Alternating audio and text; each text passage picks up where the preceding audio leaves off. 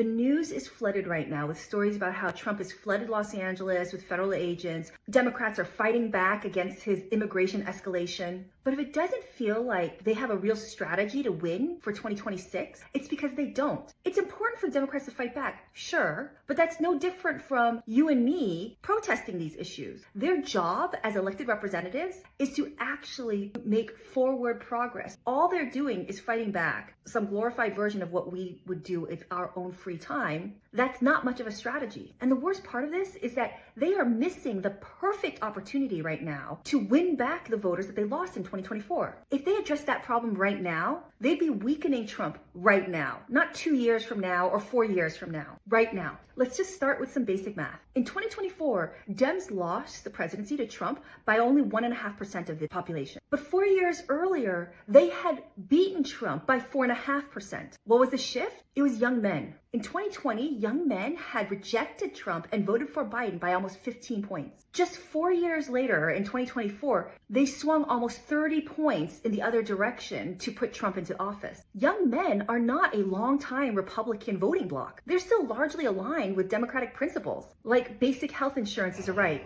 and the government should be paying for it, or that the government should do more to reduce poverty. So why the shift? It's because young men have been largely ignored by the Democratic Party and worse, often attacked. But the Democrats could change that right now. But they can't just use the same tired Trump is scary, Trump is outrageous strategy. The Democrats need to stand for something. And the crazy thing is that Trump is actually handing the Democrats the perfect storm of issues to beat him right now. There's a weak, wobbly economy. The tariff fight is just out of control. Meanwhile, Trump's grip on Congress is razor thin. Republicans hold the House by just 220 to 215 seats. If just a few Republicans start feeling the heat right now, thinking that their re-election is in jeopardy in 2026, Trump's power on Congress collapses right now, today. So let's talk about this opening that Trump has given to the Democratic Party. Trump's calling LA a third world war zone. Let's just step back and remember that LA is home to the Oscars, the Emmys, the Grammys, and just this past week,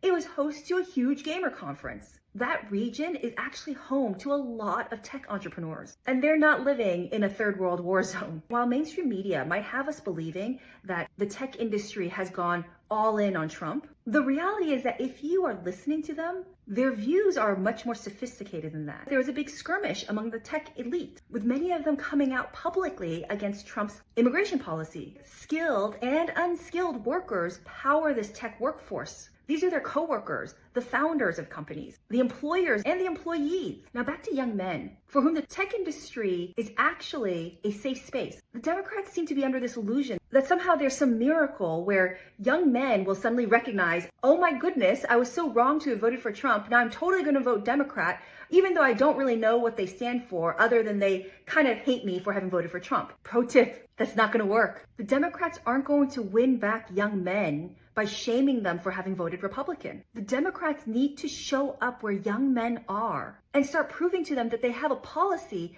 and that those policies are aligned with the same things they care about. We know that this set of young male voters care about the economy and jobs and inflation more than anything else. And they're watching podcasts, YouTube videos, following social media that breaks down for them how to run a business, how to be an entrepreneur, how to understand the next crypto cycle, the next AI cycle. The opening here is that they don't really agree with Trump's economic policies. We saw Elon Musk opening the door to bash Trump's tariff policy and Trump's big, beautiful bill. Here's a clip of one of the co-hosts of the All In podcast, the podcast that also features David Sachs, Trump's crypto and AI czar. I'll just be honest. I think the people in the House are not nearly as financially literate as they need to be. And I think what they wanted to do was pass something and throw it over the wall and say, mission accomplished. This is exactly where Democrats need to start flooding the zone. And the Democrats need to get smart about a plan to move forward on the economy, a plan to move forward on immigration,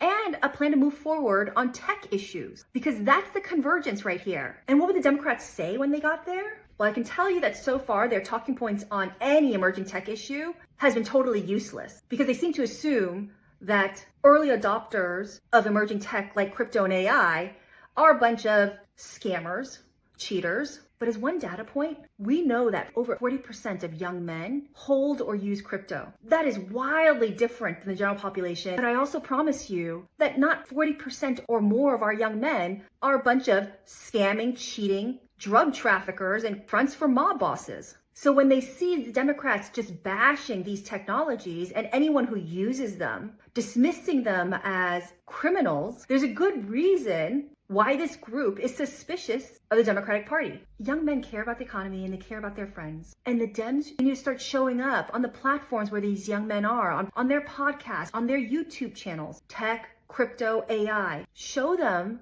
that you've thought deeply about the issues that they talk about, that their friends talk about, and the people that they respect talk about. You say that you're tired of elevating big tech. You're tired of elevating big crypto. You're tired of elevating big AI. From stealing more of your data, charging you more fees, not compensating you for what you put online, and manipulating you with their algorithms. What you want to do is unlock the potential of all these technologies so that they can better protect themselves. They can have more money rather than centralizing it in the hands of a few tech companies. Trump is overplaying his hand right now. Dems need to stop playing it safe and losing. If they showed up today to win back young male voters, Trump would lose his grip on Congress right now. I hope you found this helpful. We'd love for you to drop a comment.